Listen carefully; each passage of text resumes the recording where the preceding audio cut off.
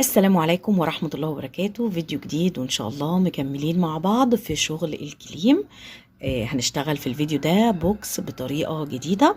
معايا الخيط اللي هشتغل بيه، أنا معايا كليم سوبر لوكس اهي. الفتلة بتاعته وسط اهي، بصوا الفتلة وسط.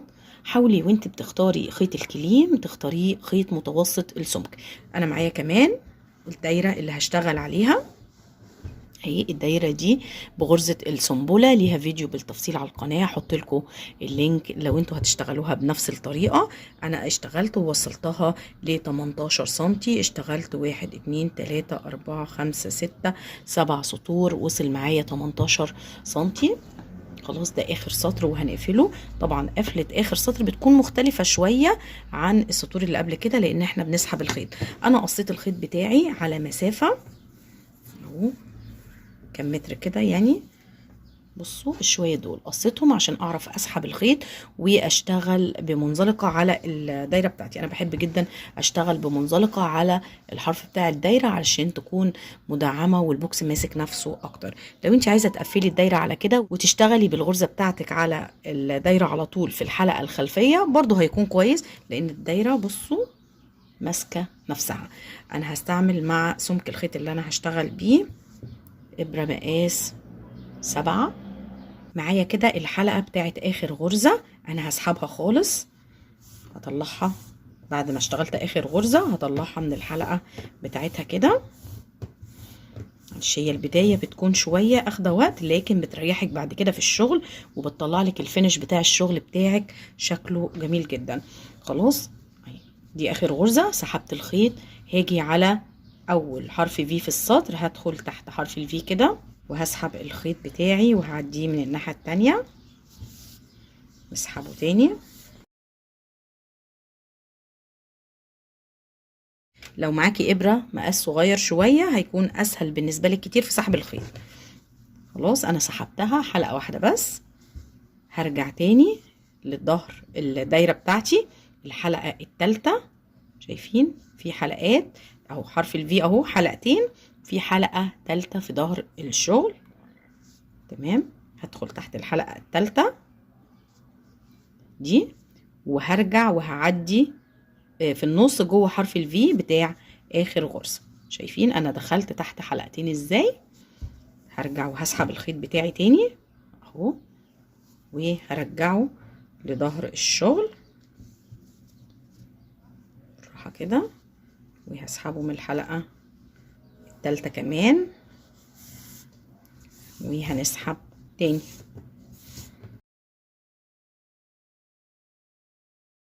بصوا الدايرة اهي اتقفلت بطريقة كويسة جدا،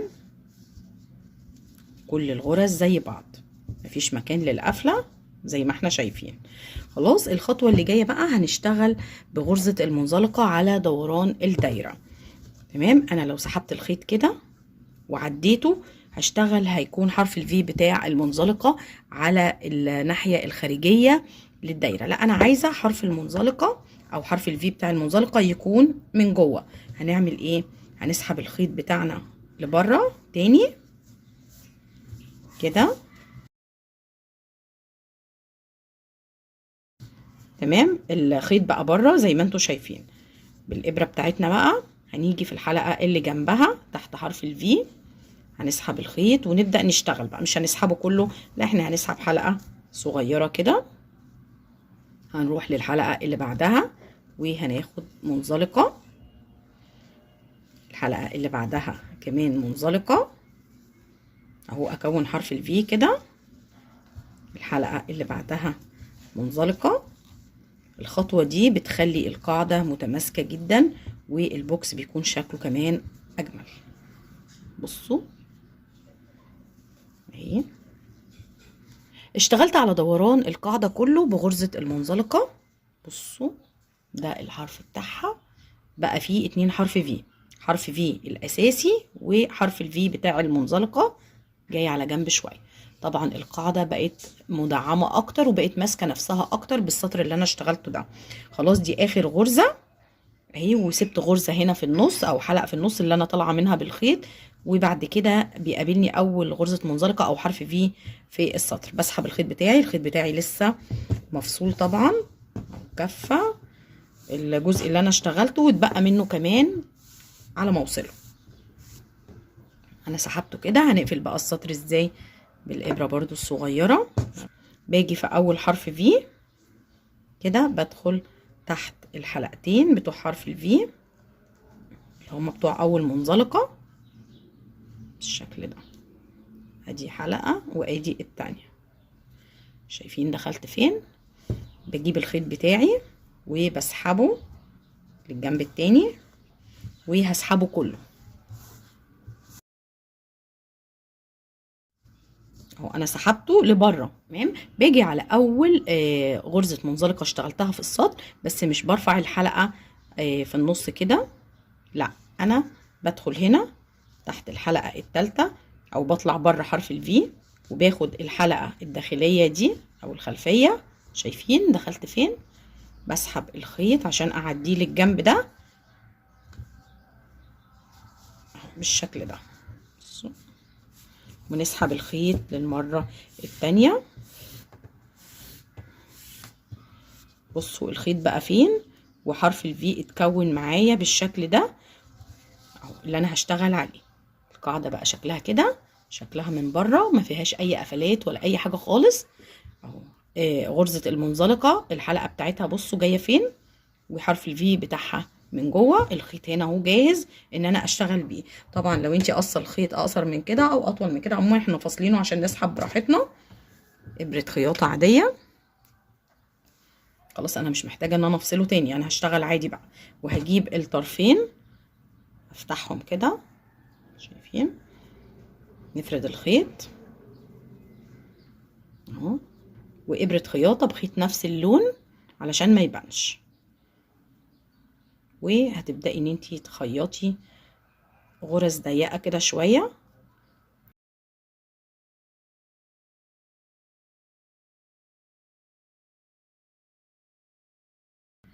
وهنقص الخيط بتاع الخياطة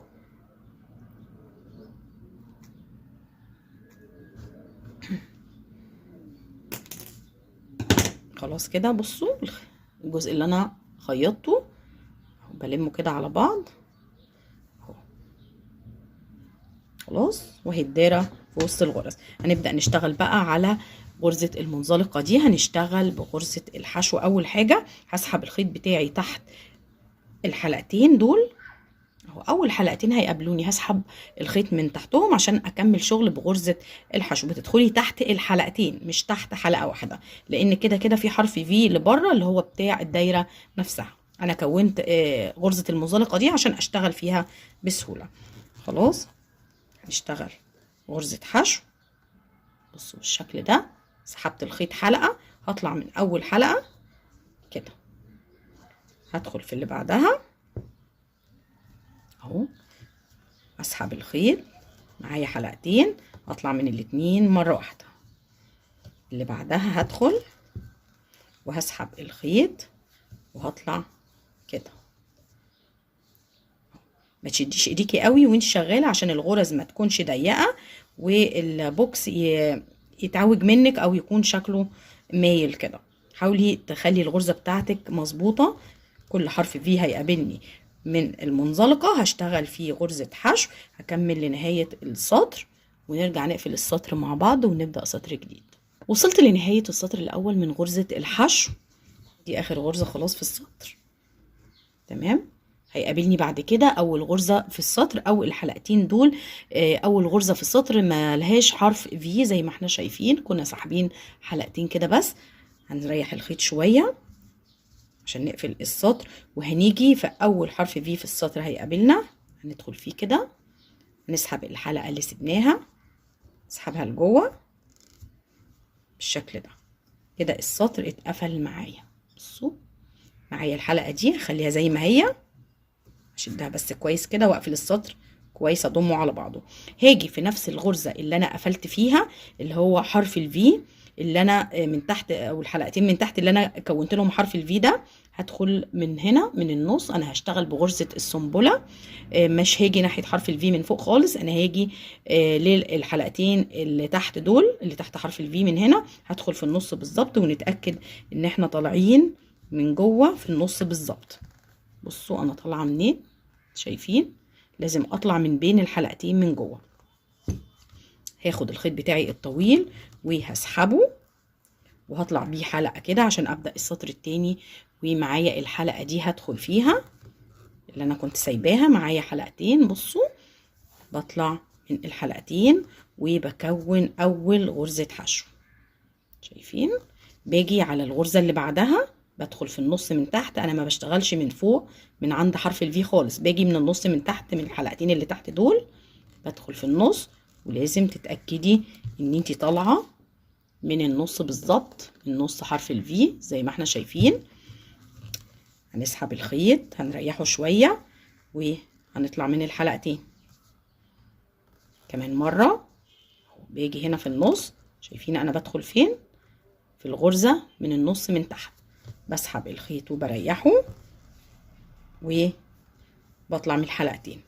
ده السطر التاني انا هكمله بنفس الطريقة، وهقفل السطر التاني بنفس الطريقة. هسحب الحلقة وهقفل وهكون حرف الفي لاول غرزة انا اشتغلتها ملهاش حرف في اهو، بنفس الطريقة اللي قفلنا بيها السطر اللي قبل كده. وهشتغل وهوصل البوكس ل4 سطور بس بغرزة السنبلة، نفس القفلة كل حاجة. وهرجع لكم عشان نشتغل الخطوة اللي جاية مع بعض.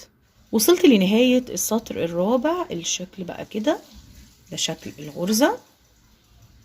بصوا منتظمة ازاي، شكلها جميل جدا. هنقفل السطر مع بعض. خلاص انا هقفل السطر ومش هوصل الخيط. انا هغير الخيط وهحتفظ بالابيض معايا لان انا هكمل بيه شغل بعد كده. هنقفله بنفس الطريقة، هنسحب الخيط لجوه كده، السطر اتقفل. وهنسيب الحلقة دي كده زي ما هي. هنجيب الخيط اللي انا هدخله اللون التاني. ممكن طبعا ان انتي تكملي بنفس اللون، مفيش اي مشكلة، هيكون شكله برضو جميل. انا حابة ان انا ادخل لونين مع بعض. معايا طرف اللون التاني، هاجي هنا في السطر الاول مكان اول غرزة. بصوا دي اول غرزة اللي انا بقفل فيها، هنزل تحت في اول غرزة تحت خالص، وهدخل في الغرزة نفسها. شايفين انا دخلت فين؟ هجيب الخيط بتاعي وهسحبه وبريحه كده للاخر.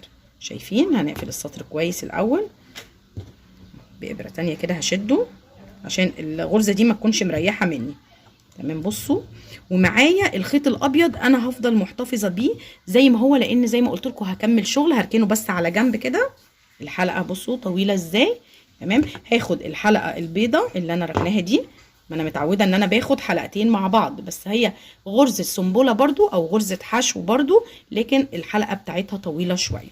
خلاص هاجي وهطلع من الحلقتين مرة واحدة بالشكل ده. تمام. خلاص دي اول غرزة. هاجي اريح الخيط بتاعي كده، شايفين؟ بنفس طول الغرزة اللي انا اشتغلتها. هنزل على الغرزة التانية من تحت، هسحب الخيط من جوه. ومعايا طبعا خيط البداية ممكن اخده تحت الغرز وانا شغالة كده، تحت الغرز ناخده معانا. وهسحب الخيط كده وهريحه. بطلع من الحلقتين مع بعض، الطويلة واللي جنبها. بصوا بالشكل ده. نكرر تاني الحلقة اهي، بنزل لتحت كده اهو، بنزل وبسحب الخيط وبريحه كده لفوق، شايفين؟ بالشكل ده. بطلع من الحلقتين ومعايا زي ما قلت لكم الخيط الجديد او الطرف بتاعه بدري. بطلع من الحلقتين مرة واحدة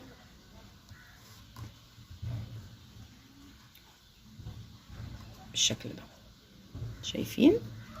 كمان مرة اهو، بنزل لتحت خالص. شايفين انا بدخل فين؟ بسحب الخيط بتاعي وبشده لفوق كده، بريحه كده، وبطلع من الحلقتين اللي على الابرة، وبعدل الغرزة بتاعتي بايدي كده عشان يكون شكلها منتظم. شايفين؟ كمان مرة الحلقة اهي زي ما هي صغيرة كده، ما بشدهاش وما بحاولش ان انا اوسعها، بنزل الابرة لتحت كده لاول سطر حشو في الغرزة اللي عليها الدور، بنزل بسحب الخيط، بطلع تاني واريحه كده، وقبل ما اشده بحاول ان انا اظبطه وابعده عن بعض كده اهو، وبطلع من الحلقتين غرزة حشو. بصوا بالشكل ده. تمام. انا هكمل السطر كله دوران شغل بنفس الطريقة دي بالظبط. وصلت لنهاية السطر، الشكل بقى كده. طبعا السطر اللي انا اشتغلته ده دعم السطور اللي انا اشتغلتها قبل كده، والبوكس بقى ماسك نفسه جدا. اي خيط طالع محتاج ان هو يتظبط ممكن تظبطيه بايديكي كده، بحيث ان انتي على قد ما تقدري تحاولي تداري الفراغات البيضة شوية بالشكل ده. تمام. فردي الخيط كده، هو شكله حلو وجميل حتى، والابيض اللي تحت ظاهر شوية يعني مش قوي. بصوا الشكل كده. خلاص هنفصل الخيط لان ده اخر حاجة. هنيجي من هنا على مسافة علشان نعرف نداري الخيط بتاعنا. هنفصل الخيط كده عشان نقفل السطر. هنقفله بنفس الطريقة اللي متعودين عليها. هنسحب الخيط اهو بالإبرة الصغيرة شوية. هنيجي في أول حرف في، هناخد الخيط بتاعنا القصير وهنسحبه لجوه، وهنيجي من ورا هندخل في الحلقة التالتة والحلقة الخلفية، حلقتين مع بعض. الحلقة التالتة من ورا اهي، والحلقة الخلفية الحلقة الأمامية سايبينها، ندخل في النص كده ونسحب الخيط بتاعنا لجوه بالراحة كده. خلاص كده السطر اتقفل معايا. الخيط الأبيض كنا سايبينه الخطوة اللي فاتت، كنا سايبينه، احنا ما قصناش الخيط الأبيض، سايبينه موصول جوه لأن أنا هشتغل منه السطر الأخير، وكمان هشتغل منه سطر المنزلقة بالإبرة بتاعتي. هاجي هنا في أول مكان هرفع الخيط الأبيض بتاعي الموصول من جوه، وهدخل تحت حرف الفي، وهاخد الحلقة بتاعتي كده، هسحب الخيط منها عشان دي أول غرزة حشو في السطر، أنا بكون لها حرف الفي بتاعها وأنا بقفل. خلاص الغرزة اللي بعديها أو حرف الفي اللي بعده هشتغل فيه حشو.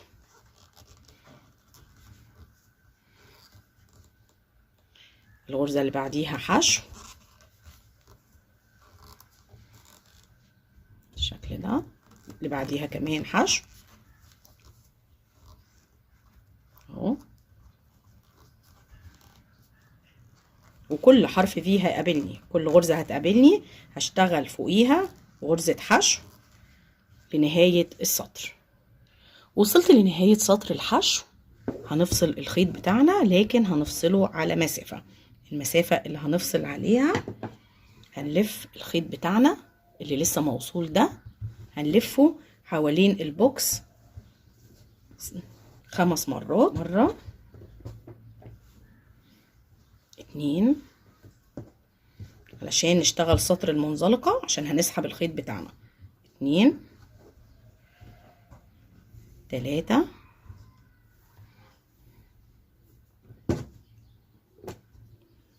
3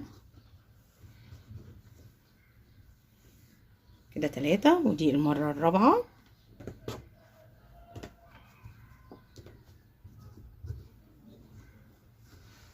تمام. والمرة الخامسة. بصوا، وهنفصل الخيط على مسافة كده حوالي نص متر كمان، وهنقص. خلاص هنقفل السطر بتاعنا، هنسحب الخيط. بصوا دي اخر غرزة حشو اشتغلتها، هنسحب الخيط، قصيناه طبعا مسافة كبيرة، فهنسحب كل الخيط من الغرزة الأخيرة عشان نقفل السطر مظبوط. بص سحبنا الخيط كده بالإبرة بتاعتنا بقى، هنيجي في أول حرف فيه في السطر بنفس طريقة القفلة اللي احنا متعودين عليها، هنسحب الخيط لجوه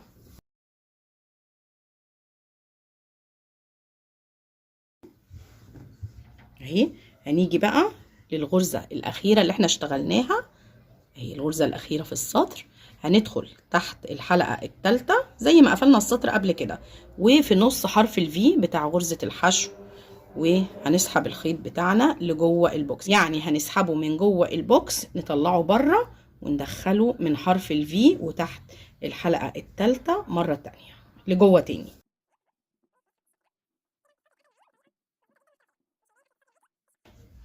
فين بقى؟ بصوا كل الغرز شبه بعض اهي، كلها حرف في وكلها شبه بعض. بصوا كمان البوكس من جوه نضيف جدا ازاي، ومن بره كمان نضيف، مفيش فيه اي خيوط ولا اي حاجه. خلاص هنشتغل بقى سطر منزلقه حوالين البوكس كله على غرز الحشو. هنيجي هنا للغرزه اللي جنبه، المكان اللي انا سحبت فيه، هنيجي في غرزه الحشو تحت حرف الفي، هنسحب الخيط حلقه كده، هنيجي على اللي بعدها نسحب منها الخيط ونطلع من الحلقه اللي على الابره بالشكل ده. اللي بعدها كمان ندخل فيها نسحب الخيط ونطلع من الحلقة اللي على الإبرة. الغرزة اللي بعدها ندخل فيها نسحب الخيط ونطلع من الحلقة اللي على الإبرة منزلقة. اللي بعدها كمان نطلع ونسحب منزلقة. هنشتغل دوران البوكس كله على غرز الحشو، هنشتغل منزلقة وهنرجع تاني نقفل سطر المنزلقة مع بعض. وصلت لنهاية سطر المنزلقة الشكل بقى كده تمام. السطر ده بيدعم الحرف بتاع البوكس وبيخليه متماسك جدا. بصوا من فوق تمام. هنقفل السطر مع بعض. الجزء اللي احنا كنا اخدينه كفة غرز المنزلقة، واتبقى الجزء الزيادة اللي كنا سايبينه اللي هو نص متر تقريبا اللي كنا سايبينه في النهاية تمام. هنسحب الخيط بقى اهو، دي اخر غرزة، دي اول غرزة، في غرزة هنا في النص انا ما دخلتش تحتيها اهو. بسحب الخيط، هنكون لها حرف الفي بتاعها تمام اهو. خلاص هنيجي تحت اول حرف في في السطر، ندخل كده تحت حرف الفي نفسه وهنسحب الخيط بتاعنا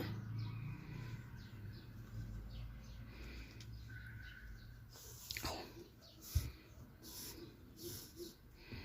تمام. هنيجي من جوه هندخل تحت غرزة الحشو وتحت الحلقة الأمامية.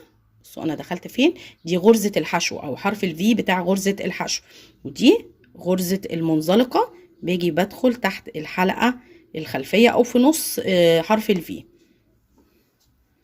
بسحب الخيط بتاعي لجوه داخل البوكس عشان أعرف أداريه بسهولة. بصوا الغرزة اتدارت مع باقي الغرز تمام، ما بقتش ظاهرة وبقت اخده حرف الفي. هنيجي جوه طبعا بقى وهنداري الخيط بتاعنا وهنمشي تحت كذا غرزة وهنداريه. ممكن تداريه بإبرة التنظيف، ممكن ان انت تمشي بإبرة الشغل بتاعتك تحت كذا غرزة وتفصلي الخيط تمام. انا هداريه وهرجع لكم تاني. ده شكل البوكس تمام، ماسك نفسه جدا. ممكن تزيني البوكس باي حاجه موجوده عندك، فيونكه ستان او ورد فوم صغير تثبتيه كده على جزء من البوكس او دوران البوكس. انا جبت اللولي ده، بصوا ده لولي هثبته. ممكن تثبتيه هنا على غرز المنزلقه، ممكن تثبتيه على الجزء اللي تحت. انا ثبته هنا على الجزء اللي تحت، ومن جوه البوكس على الفتحات اللي هي مكان الغرز هنا دي هثبت في كل فتحه منهم واحده لولي. هنطلع من جوه البوكس كده اهو. انا بخيط بنفس اللون علشان ما يظهرش. ممكن تثبتي باللون التاني برضو اللي هو اللون الابيض كده، وهنرجع هنا لجوه البوكس تاني بالشكل ده. شايفين كده؟ هنرجع تاني على الغرزة اللي بعدها وهنطلع من جوه البوكس اهي. واحدة لولي كمان ناخدها هنثبتها بنفس الطريقة، نعدي بالإبرة ونرجع بالابره لجوه تاني الشكل ده. بصوا انا هلف دوران البوكس كله بنفس الطريقه، كل غرزه هثبت قصادها واحده لولي، وهنرجع نشوف الشكل النهائي للبوكس. ركبت اللولي على دوران البوكس، بصوا الشكل بقى كده. بوكس سهل وبسيط جدا وما بياخدش وقت خالص. اتمنى ان شاء الله ان هو يكون عجبكم. هستنى رايكم في التعليقات، ولو عجبكم الفيديو دوسوا لايك، واللي لسه بيشوفني لاول مره وما عملش اشتراك يدوس على كلمه اشتراك او سبسكرايب الموجوده تحت الفيديو، وكمان يفعل الجرس علشان يوصله كل جديد من الفيديوهات اللي بتنزل على القناه. والسلام عليكم ورحمه الله وبركاته.